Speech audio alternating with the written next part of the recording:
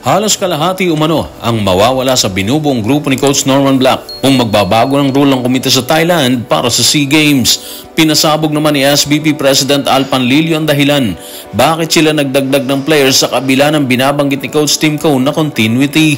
Kasabay niyan, inilahad niya ang kasiyahan sa napipintong pagpasok ni QMB sa hanay ng Gilas, Pilipinas. Tutukan po natin ang lahat ng yan, pero bago yan, pakisubscribe, like and share na lang muna para pareho tayong updated. Tila nanganganib umanong mabaliwala ang binubuong grupo ng Gilas ni Coach Norman Black na saasabak sa SEA Games ngayong Disyembre. Base sa inilabas na report ng Spin.ph, hindi sigurado kung passport lang talagang kakailanganin ng players para payagan siyang makasama sa hanay.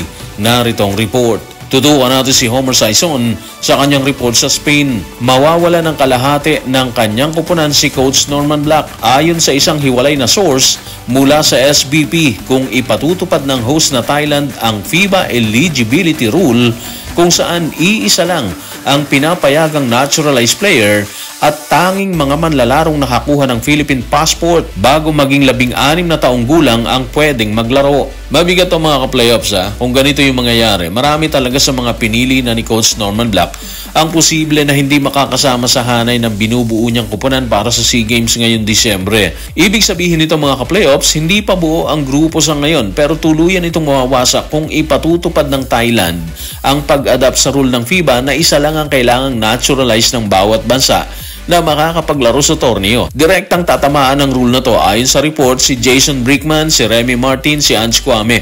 Si Justin Brownlee given naman na yun na siya talaga'y makakasama sa hanay bilang naturalized. Sa madaling salita mga ka-playoffs, sayang to kasi halos 4 na lang ang kulang sa kanilang hanay base sa inilabas na bilang ni Coach Norman Black.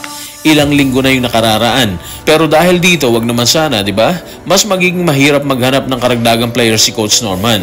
Dinig natin nung nakaraan, huhugutin niya ang ilang players or yung natitirang kailangang players sa UAAP. At base rin sa pahayag ng UAAP, committed naman sila dito. Pahayag nila, tatapusin daw nila ng mas maaga ang liga para bigyan daan ng paghugot ni Coach Norman Black ng players para sa SEA Games. Anyway, sana mas paboran ng Thailand Organizing Committee ang dating rule na passport lang ang kailangan para mas maging smooth ang pagdedepensa ng Gilas ng titulo sa nasabing event. Kung tila may panganib sa binubuong grupo ni Coach Norman Black, tila mas naging bukas naman si Coach Tim Cone sa pagpili ng players para sa papalapit na FIBA World Cup qualifiers. Ayon sa inilabas na pahayag ng SBP, bagamat priority umano ni Coach Tim ang pagpapatuloy sa kanyang nasimulan, minarapat umano nilang magdagdag sa pool. Narito ang kanilang paglalahad. Tutukan natin si SBP President Al Panlilio sa SBP FB page sa facebook.com. Ang continuity pa rin ang pangunahing priority ni Coach Tim Cone pero nakita naming nararapat na magdagdag ng ilang players sa training pool. Siyempre si Justin pa rin ang pangunahing pagpipilian pagdating sa naturalized player sa lineup. Pero kailangan natin samantalahin ang pagkakataong magkaroon ng higit sa isang naturalized player. So base sa inilabas na pahayag ng SBP mga ka-playoffs, idinagdag nila sa pool si Ange Kwame, si RJ Abarientos, and of course si QMB na alam natin nakasama na siya sa magiging hanay ng Gilas Pilipinas na sasabak sa World Cup qualifiers. Gaganapin po yan ngayong Nobyembre hanggang sa taong 2027 kung hindi tayo nagkakamali. Kasama pa rin sa lineup ang players na sumalang sa Asia Cup. Sila po yung 12. So alam nyo na kung sino-sino sila, di ba? So anong impact nito mga ka-playoffs? Well, para sa akin, mas magkakaroon ng choice si Coach Tim Cone. Kung dati nakafocus lang siya sa 12 players, ngayon meron na siyang 16 sa pool kasama si Kai Sotto, siyempre, di ba? Exciting to mga ka-playoffs kasi unang-una, papasok na si QMB. Although hindi natin alam kung may tatanggalin siya si Coach Tim Cone sa position ng sentro para kay QMB dahil andyan si AJ Edu, si Kai Sotto, si Junmar Fajardo at si Japet Aguilar. Kitang-kita natin na nadagdagan talaga sila ng puwersa dito. Sa kaso ni Abarientos, hindi rin tayo sure kung makakapasok siya dahil katulad ng sinabi ni Al Panlilio, focus ng Gilas ang continuity. Kapag kasi continuity ang dahilan, matimbang doon ang dating lineup. Ganon din siguro sa kaso ni Ange Kwame, di ba? Wala tayong nakikitang papalitan nila si Justin Brownlee. Maliban na lang siguro kung magkakaroon ng problema. Pero kung walang problema yan, si Justin pa rin yan. So ibig sabihin may backup lang ang Gilas at si Ange Kwame po yun. Kung tutuusin, hindi naman talaga kailangan makasama sa hanay ang isang player Ang mahalaga kasi dito is yung familiarity nila. Uulitin natin, mahalaga yung may backup dahil in case na may injured players katulad dati, hindi sila mahihirapang humanap ng iba, di ba? Sa patuloy na pahayag ni SBP President Al Panlilio, ibinahagi nito ang nararamdaman nila sa pagpasok ni QMB sa hanay ng Gilas, Pilipinas. Ayon sa kanya, excited umano sila sa pagpasok ni QMB kasabay ang pagbubulgar ng mga sinabi ni Coach Tim Cone. Narito ang kanyang kwento. Tutukan natin si SBP President Al Panlilio sa SBP FB page sa facebook.com.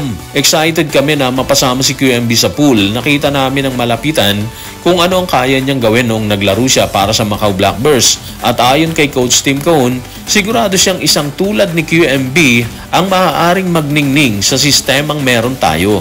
So nahahype na naman si QMB, di ba? Pero sino naman tayo para hindi sumang-ayon? Yun yung nakikita ng SBP lalo na si Coach Tim Cone. So kaya para sa akin, maniwala na lang tayo dahil sila yung mas higit na nakakaalam ng dapat at hindi dapat sa isang player, di ba? Malinaw yung sinabi ni SBP President Al, swak sa sistemang meron ng Gilas si QMB.